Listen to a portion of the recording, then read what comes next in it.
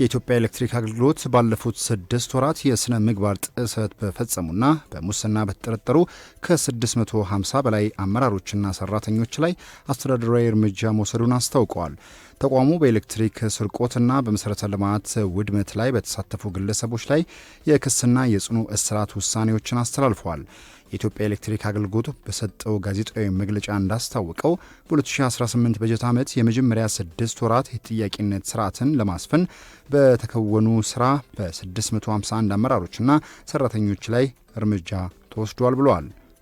ከእርምጃዎቹ መካከልም አብዛኛዎቹ ማለትም ለ481 ሰራተኞች የደሞዝ ቅጣት የተላለፈባቸው ሲሆን ለ157ቱ ደግሞ የጽሁፍ ማስጠንቀቂያ እንደዚሁም 13ቱ የጽሁፍ ቅጣት መሰጠቱ ነው የተገለጸው። ከዚህ በተጨማሪም ተቋሙ ባዘጋጀው የሙስና ጥቆማ ማቅረቢያ አማራጮች 311 ጥቆማዎች እንደደረሱት የገለጸ ሲሆን ከነዚህ ውስጥም 270ዎቹ ላይ ማጣራት መካሄዱን ነው የገለጸው። በማጣራት ሂደቱም ጥፋተኛ ሆነው የተገኙ 75 ሰራተኞች ላይ ልዩ ልዩ እርምጃዎች መወሰዱን ገልጿል። ከነዚህም ውስጥ 5ቱ ከስራ መሰናበታቸው የታወቀ ሲሆን 2ቱ ደግሞ ከኃላፊነት ቦታቸው እንዲነሱ ተደርጓል ነው የተባለው።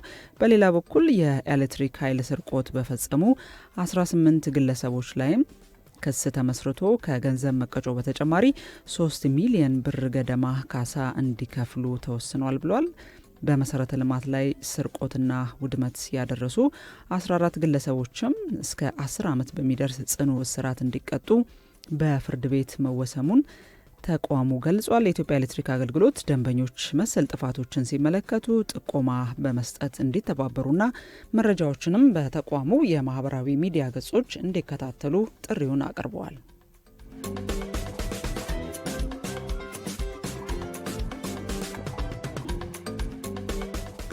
በኢትዮጵያ ከአዋቂው የህብረተሰብ ክፍል ከ4 በመቶ በላይ የሚሆነውን በስኳር ህመም የተጠቃ መሆኑ ተገለጸ። የጤና ሚኒስቴርና ኢትዮጵያ ኢንዶክሪኖሎጂና ሜታቦሊዝም ማህበር ችግሩን ለመከላከልና የቅድመ ምርመራ አገልግሎትን ለማስፋት በጋራ እንደሚሰሩ አስታውቀዋል።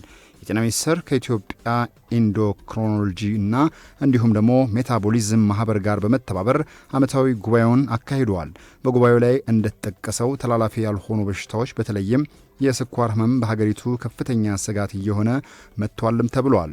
የማህበሩ ፕሬዝዳንት ዶክተር አህመድ ረጃ እንደገለጹት ማህበሩ በዘርፉ የሰለጠኑ ባለሙያዎችን በማሰባሰብ ሆርሞንና ተላላፊ ባልሆኑ በሽታዎች ዙሪያ ትኩረት ሰጥቶ እየሰራ እንደሚገኝም ተገልጿል።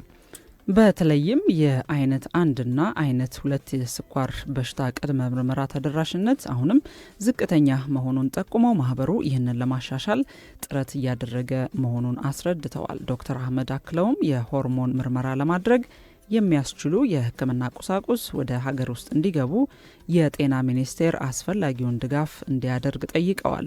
በጤና ሚኒስቴር የተላላፊ ያልሆኑ በሽታዎች ዲቪዥን ኃላፊ ዶክተር ሙሴ ገብረ ሚካኤል በሰጡት መግለጫ በሀገሪቱ ከ18 እስከ 69 ዓመት የዕድሜ ክልል ውስጥ ከሚገኙ አዋቂዎች መካከል 4.2 በመቶ የሚሆኑቱ የስኳር ህመም እንዳለባቸው ነው የተናገሩት። ይህንንም ለመቆጣጠር ሚኒስቴሩ የምርመራ አገልግሎትን እያሰፋ መሆኑንና በአሁኑ ወቅትም በ1000 በሚጠጉ የጤና ጣቢያዎች የመሰረታዊ ስኳር ህመም ቅድመ ምርመራ አገልግሎት እየተሰጠ ይገኛል ነው ያሉት። ከዚህ ጋር በተያያዘም የጤና ሚኒስቴር አመራሮች፣ የዘርፉ ባለሙያዎችና ጥሪ የተደረገላቸው እንግዶች በመድረኩ ላይ ተገኝተው መልእክት ማስተላለፋቸው ተዘግቧል።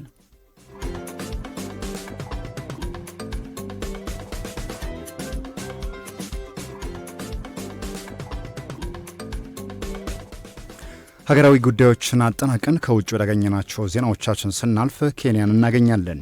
ኬንያ ዝቅተኛ ገቢ ላላቸው ዜጎቿ የግብር እፎይታን ሰጠች። በሀገሪቱ እስከ 30 ሺህ የኬንያ ሽልንግ የሚከፈላቸው ሰራተኞች ከገቢ ግብር ነፃ የሚያደርግ የታክስ እፎይታ እርምጃ መውሰዷ ተዘግበዋል። በተጨማሪም እስከ 50 ሺህ ሽልንግ የሚያገኙ ሰራተኞች የገቢ ግብር ክፍያቸው ከ35 በመቶ ወደ 25 በመቶ ዝቅ እንዲል ተደርጓል። ሀገሪቱ ይህንን እርምጃ የወሰደችው የኑሮ ውድነትን ለማቃለልና አነስተኛና መካከለኛ ገቢ ላላቸው ዜጎች ዘንድ ያላቸውን የተጣራ ገቢ ለመጨመር በማሰብ ነውም ተብሏል። ፕሬዚዳንት ዊሊያም ሩቶ ይህንን አስመልክቶ በሰጡት አስተያየትም 1.5 ሚሊዮን የሚሆኑ ሰራተኞች ምንም አይነት የገቢ ግብር አይከፍሉም ብለዋል። ሌላ 500 ሺህ የሚሆኑት ደግሞ ግብራቸው ከ30 በመቶ ወደ 25 በመቶ ዝቅ ይላል ነው ያሉት። በዚህ መልኩ ደረጃ በደረጃም የኑሮ ውድነትን ከታች ወደ ላይ ለማስተዳደር እንሰራለን።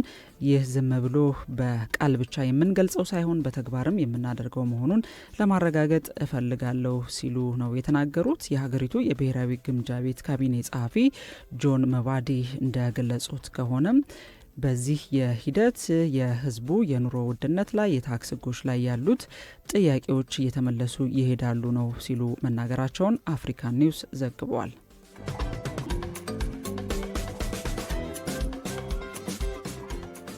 በመጨረሻም በሰው ሰራሽ አስተውሎት የታገዙ የሳይበር ጥቃቶች በእጥፍ መጨመራቸው ተነገረ። የሳይበር ጥቃት አድራሾች የሰው ሰራሽ አስተውሎት ቴክኖሎጂን በስፋት መጠቀም መጀመራቸው ተከትሎ የማጭበርበሪያ ኢሜይሎች ስርጭት ካለፈው ዓመት ጋር ሲነጻጸር ከእጥፍ በላይ መጨመሩን ኮንፌንስ የተሰኘ የሳይበር ደህንነት ተቋም ነው ያስታወቀው። ተቋሙ ባወጣው አዲስ ሪፖርት መሰረት በፈረንጆቹ 2025 የደህንነት መፈተሻዎች በየ19 ሰከንዱ አንድ አጭበርባሪ ኢሜይል ይገኛል። ይህም በ2024 በየ24ቱ ሰከንድ ከነበረው ጋር ሲነጻጸር እጅግ ከፍተኛ ጭማሪ ነውም ተብሏል። አጥቂዎች ቴክኖሎጂውን በመጠቀም ያለምንም ስህተት አሳማኝ መልእክቶችን እያዘጋጁ ይህንን ጥቃት እንደሚፈጽሙ የተገለጸ ሲሆን እንደ ተጠቃሚው የቴክኖሎጂ መሳሪያ አይነትም መልካቸውን የሚቀያይሩ ተለዋዋጭ ጥቃቶች እየተሰነዘሩ ነው ይገኛሉ የተባለው። ከዚህ በተጨማሪም በኢንተርኔት ላይ የሚገኙ ግላዊ መረጃዎችን በማሰባሰብ ለተጠቂው ሰው ብቻ የተዘጋጀ የሚመስል ጥቃት መሰንዘር ተጀምሯል ሲል ነው እንግዲህ ሪፖርቱ ያመለከተው። በንግግር ብቻ የሚደረጉና ምንም አይነት ሊንክ የሌላቸው ኢሜይሎች ቁጥርም መጨመሩ የተገለጸ ሲሆን በተለይም ኮምፒውተር ላይ የተፈጠረ ችግርን እናስተካክላለን በሚል ሰበብ የርቀት መቆጣጠሪያ ሶፍትዌሮችን በመጠቀም የሚፈጸሙ ጥቃቶች እጅግ ከፍተኛ ጭማሪ አሳይተዋል ሲል ነው ሪፖርቱ የጠቀሰው።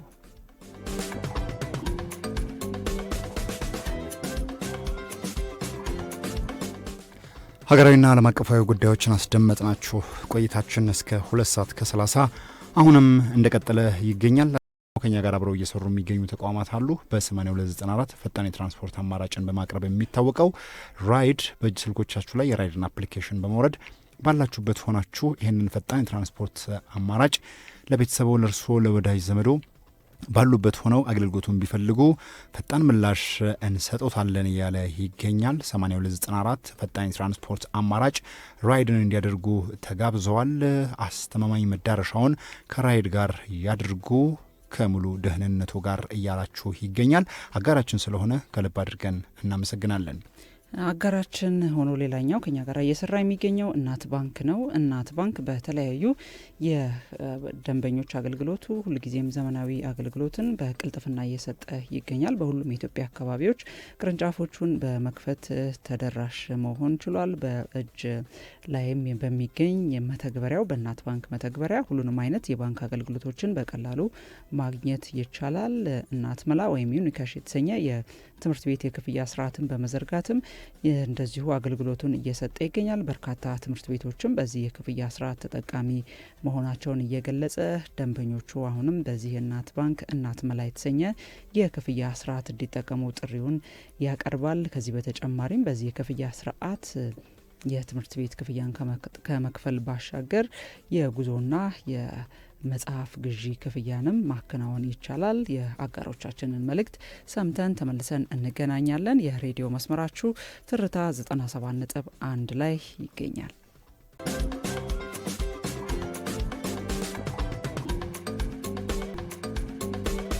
አስቀድመን እንግዲህ የሀገር ውስጥ ዜናዎቻችንን ነው የምናቀርበው። አድማጮቻችን እየሰማችሁ የምትገኙት የትርታ 97.6 ኤፍኤም የአርብ ቀን የትርታ ቁርስ መሰናዶ ነው። የኢትዮጵያን የቀጣይ 10 ዓመታት የቴክኖሎጂ ጉዞ የሚመራው ስትራቴጂክ ፍኖተ ካርታ ይፋ ሆኗል። ይህንን የኢትዮጵያን የማህበራዊና ኢኮኖሚያዊ እድገት በቴክኖሎጂ ለመደገፍ የሚያስችል የ10 ዓመት መሪ ብሔራዊ የኢመርጂንግ ቴክኖሎጂ ስትራቴጂክ ፍኖተ ካርታ ላይ ያተኮረ የባለድርሻ አካላት አውደ ጥናትም ተካሂዷል። ይኸው ከ2026 እስከ 2035 ይተገበራል የተባለው ፍኖተ ካርታ ኢትዮጵያን በዓለም አቀፍ የቴክኖሎጂ አብዮት ውስጥ ግንባር ቀደም ተሳታፊ ለማድረግ ያለመ ነው ተብሏል። የኢኖቬሽንና የቴክኖሎጂ ሚኒስቴር ከባዮና ኢመርጂንግ ቴክኖሎጂ ኢንስቲትዩት ጋር በመተባበር ባዘጋጁት በዚህ አውደ ጥናት ላይም ፍኖተ ካርታው ሀገሪቱ ወደ ብልጽግና ለምታደርገው ጉዞ ወሳኝ ምዕራፍ መሆኑ ነው የተገለጸው። በመድረኩ ላይ የሚኒስትሩን መልእክት ያስተላለፉት የቴክኖሎጂ አማካሪው ዶክተር ስሜነው ቅስቀሳ ይህ ሰነድ ኢትዮጵያ በቴክኖሎጂ ዘርፍ ተመልካችን ሳትሆን የፈጠራ ማዕበል መሆኗን የምታረጋግጥበት መሪ ንድፈ ሀሳብ ነው ሲሉም ተናግረዋል። የባዮና ኢመርጂንግ ቴክኖሎጂ ኢንስቲትዩት ዋና ዳይሬክተር ፕሮፌሰር ካሳሁን ተስፋዬ በኩላቸው ስትራቴጂው በዚህ በተነደፈለት መልኩ ትልቅ ምርታ እንደሚያመጣ ተናግረዋል። የኢኖቬሽን ቴክኖሎጂ ሚኒስቴር ከባዮና ኢመርጂንግ ቴክኖሎጂ ኢንስቲትዩት ጋር በመተባበር ባዘጋጀው በዚህ አውደ ጥናት ላይ ፍኖተ ካርታው አገሪቱ ወደ ብልጽግና ለምታደርገው ጉዞ ወሳኝ ምዕራፍ መሆኑን አብራርተዋል። የባዮ ኢመርጂንግ ቴክኖሎጂ ኢንስቲትዩት ዋና ዳይሬክተር ፕሮፌሰር ካሳሁን ተስፋዬ በኩላቸው ስትራቴጂው በተበታተነ መልኩ የሚሰሩ የቴክኖሎጂ ስራዎችን በማቀናጀት ወደ አንድ የለውጥ አጀንዳ የሚያመጣ መሆኑን ገልጸዋል። በተለይም በጤና በግብርናና በኢነርጂ ዘርፎች የሚታዩ ተግዳሮቶችን በዘመናዊ መንገድ ለመፍታት ፍኖተ ካርታው እንደ ስትራቴጂካዊ አቅጣጫ ጠቋሚ እንደሚያገለግል ተመላክቷል። ይህ ስትራቴጂክ ፍኖተ ካርታ በፍጥነት ለሚለዋወጠው ዓለም አቀፍ የቴክኖሎጂ እድገት ምላሽ የሚሰጥ የህግ ማዕቀፍና የአሰራር ስነ ምህዳር ለመዘርጋት ታሳቢ ያደረገ መሆኑም ተመላክቷል።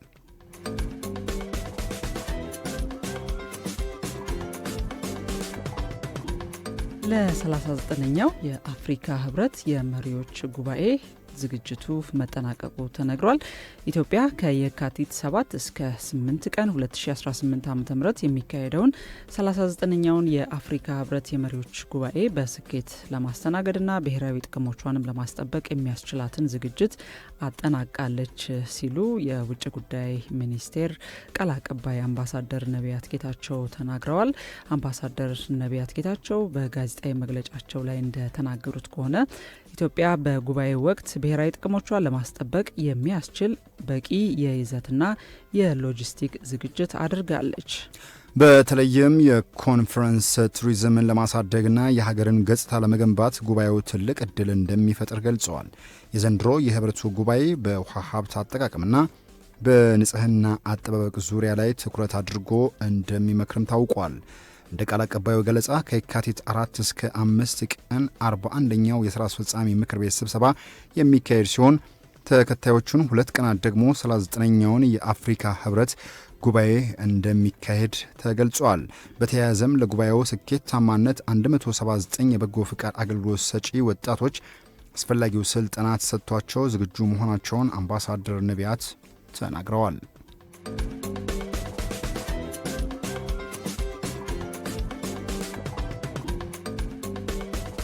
አድማጮች በመከታተል ላይ የምትገኙት የዕለተ አርብ የትርታ ቁርስ ዝግጅታችንን ነው። ከሀገር ውስጥና ከባህር ማዶ ያዘጋጀናቸውን ዜናዎቻችን እያስደመጥናችሁ እንገኛለን። ሀገራዊ ጉዳዮችን አጠናቀን ከውጭ ወዳገኘናቸው ዜናዎች አልፈናል።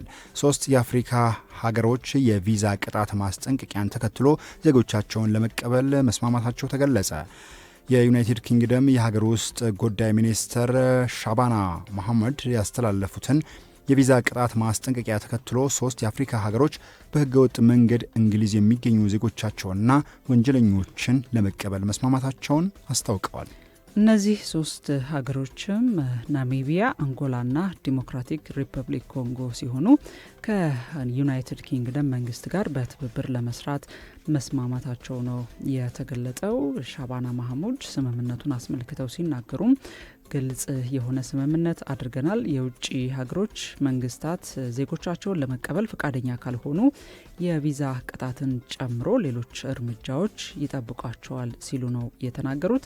ቀደም ሲል የእንግሊዝ የሀገር ውስጥ ጉዳይ ሚኒስቴር እነዚህ ሀገሮች መንግስታቶቻቸው አስፈላጊውን የጉዞ ሰነድ ባለማዘጋጀትና ሂደቱንም በማጓተት ተመላሽ ዜጎቻቸውን ለመቀበል ፈተና እንደሆኑ በመግለጽ ሁኔታዎች ከአገራቱ ጋራ የከፋ ሂደት ላይ መሆናቸውን ገልጸው ነበረ። ነገር ግን በተደረጉ ውይይቶች ሀገራቱ ትብብር ለማድረግ ፈቃደኛ መሆናቸውንና ተመላሽ ዜጎቻቸውንም ለመቀበል መስማማታቸውን አስታውቀዋል። ዘገባው የቢቢሲ ነው።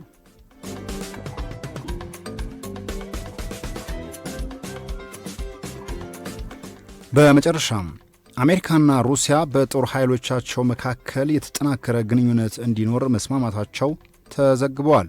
የሁለቱ ሀገሮች ከፍተኛ የጦር መኮንኖች በአቡዳቢ ባደረጉት ውይይት በቀጣይም በተለያዩ ደረጃዎች ለመነጋገር ቀጠሮ መያዛቸው ነው የተገለጸው። የአሜሪካ የአውሮፓ እዝ በመግለጫው ይህ የተደረሰው ውይይት በሁለቱ ወገኖች መካከል ቀጣይነት ያለው ወታደራዊ ግንኙነት እንዲኖር ያስችላል፣ ይህም ዘላቂ ሰላም ለማምጣት ለሚደረገው ጥናት አጋዥ ይሆናል ነው ያሉት። ይህ የሁለቱ ሀገሮች ስምምነት በዓለም ላይ ከፍተኛ የኒውክሌር ኃይል ባላቸው ሀገሮች መካከል የተደረገ መሆኑ ግምት ውስጥ በማስገባት ትልቅ እምርታ ነው ተብሎ ነው የተዘገበው። ፕሬዚዳንት ዶናልድ ትራምፕ በሁለቱ ሀገሮች መካከል ያለው ግንኙነት ወደ ተለመደው መደበኛ ሁኔታ ለመመለስ ያላቸውን ፍላጎት በተደጋጋሚ ሲገልጹ መቆየታቸውን የሲኤንኤን ዘገባ አስታውሷል። በአሜሪካና ሩሲያ መካከል የነበረው ወታደራዊ ግንኙነት ሩሲያ በዩክሬን ላይ ወረራ መፈጸሟን ተከትሎ መላላቱ የሚታወስ ሲሆን አሁን ላይ ግን እንደገና ይህ በሁለቱ ሀገሮች ወታደራዊ አካላት መካከል ያለው ግንኙነት እንደገና ሊታደስ የቻለበት ስምምነትና ምዕራፍ ላይ መደረሱ በመልካምነት የሚታይ መሆኑን የሲኤንኤን ዘገባ ደግሞ አስታውሰዋል።